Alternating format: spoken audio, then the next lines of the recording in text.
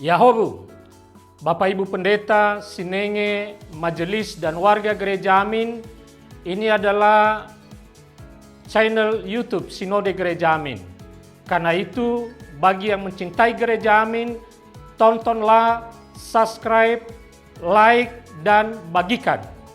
Gereja Amin yang tangguh, mandiri, dan peduli. Tuhan Yesus memberkati.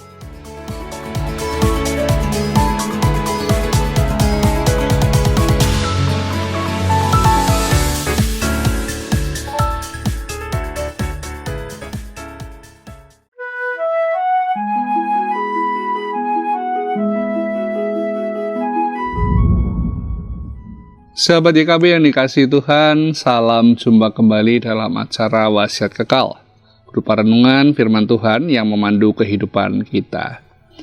Saya, Pendeta Michael Suryajaya dari GKI Seroja. Renungan kita hari ini, Jumat 6 Maret 2026, ditulis oleh Pendeta Hariman A. Patianakota dari Universitas Kristen Maranatha Bandung, dengan judul, Hiduplah dengan Rasa Cukup, yang dilandaskan pada kitab Keluaran 16 ayat 9-21. Dan nats yang akan menjadi pusat perenungan kita adalah Keluaran 16 ayat 20. Mari sebelum kita membaca Alkitab kita berdoa.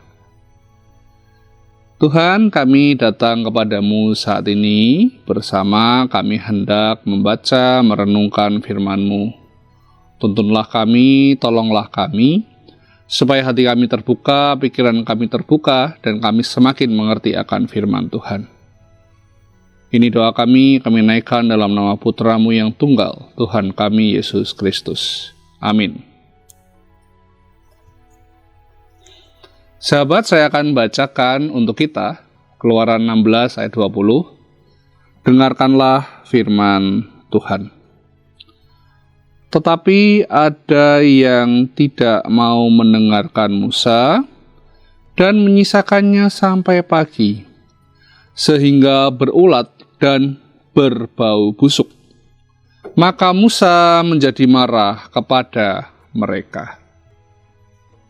Sahabat, korupsi melanda Indonesia dengan dahsyat. Korupsi mungkin tidak lagi dipandang sebagai penyakit, melainkan seolah-olah menjadi prestasi. Padahal korupsi adalah bentuk pengkhianatan terhadap nurani dan akal sehat. Korupsi memiskinkan serta merusak alam dan negara. Korupsi bermula dari hilangnya rasa cukup. Perjalanan umat Israel di padang gurun menjadi contoh yang baik. Dalam kesulitan, bangsa ini memperlihatkan watak aslinya. Mereka bukan berdoa dan bekerja, melainkan bersungut-sungut. Saat diberikan roti dan daging, mereka tidak bersyukur dan mencukupkan diri, tetapi mengambil lebih.